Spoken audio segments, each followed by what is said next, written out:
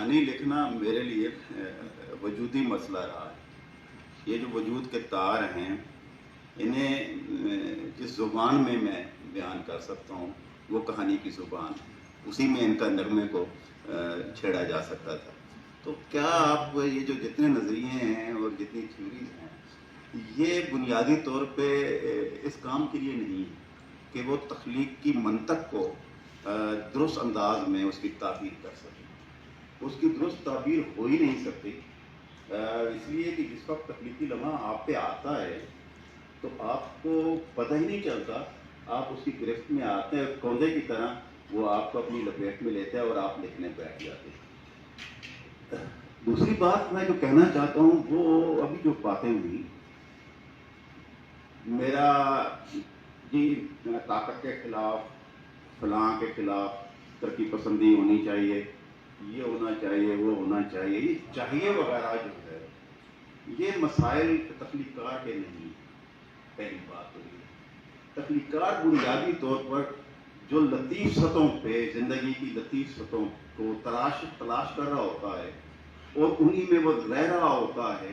اور جو کچھ باہر ہو رہا ہوتا ہے، جتنی باہر موسم بدلتے ہیں ان کا وہ اثر قبول کر رہا ہوتا ہے، تو اسے اپنے ارادے کے ساتھ ان کے ساتھ جنگ نہیں کرنی ہوتی۔ یہ اس کے وجود کا ہی اس کی بقا کا مسئلہ ہوتا ہے کہ یہ جنگ ہو رہی ہوتی ہے۔ یہ جنگ کا ہونا، خود بخود ہونا اور اس کا موجود ہونا اور آپ کو اپنی ایفرٹ اس میں شامل کیے بغیر آپ کا لکھ لینا،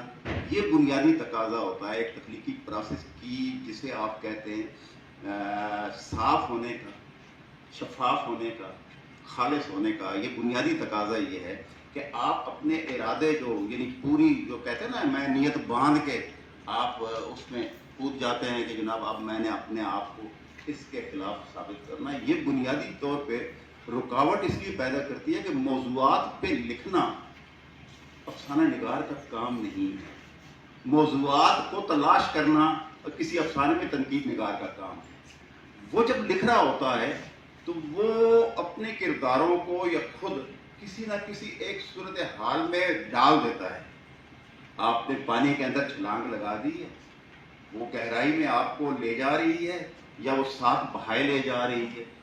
اس ایکسپیرینس کو آپ لکھ رہے ہوتے ہیں۔ بنیادی طور پہ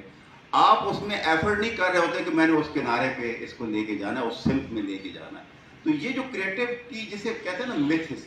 کریٹو پروسیس کی جو متھ ہے یا اس کا جو بھید ہے، بنیادی طور پہ تو میں کیونکہ استاد نہیں ہوں، شاید ان لفظوں میں بیان نہیں کر سکتا جن میں آپ لوگ کرتے ہیں، اور میں سب استادوں کے بیچ میں یوں ہوں جیسے رضیہ تو ایسا ہے، تو میں تو اپنا ایکسپیرینس بیان کروں گا۔ اور میرا ایکسپیرینس یہ ہے کہ میں لکھنے سے پہلے، یہ افسانہ لکھنے سے پہلے بھی میں مصنف ہو چکا تھا، کتاب میری آ چکی تھی، لیکن جس وقت میں اس کے طرف گیا ہوں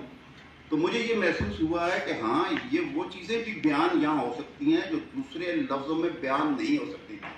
یہ بنیادی اس میں چیز تھی، یعنی آپ وہ چیزیں جو کسی اور موضوع، کسی اور لفظوں میں بیان کر سکتے ہیں، یہاں یہ جا کے حصی سطح پہ وہ آپ انہیں لکھ رہے ہوتے ہیں اور وہ خود بخود سوجنے لگتی ہیں دوسرے آدمی کو، آپ انہیں سجھا رہے ہوتے ہیں، بتا نہیں رہے ہوتے۔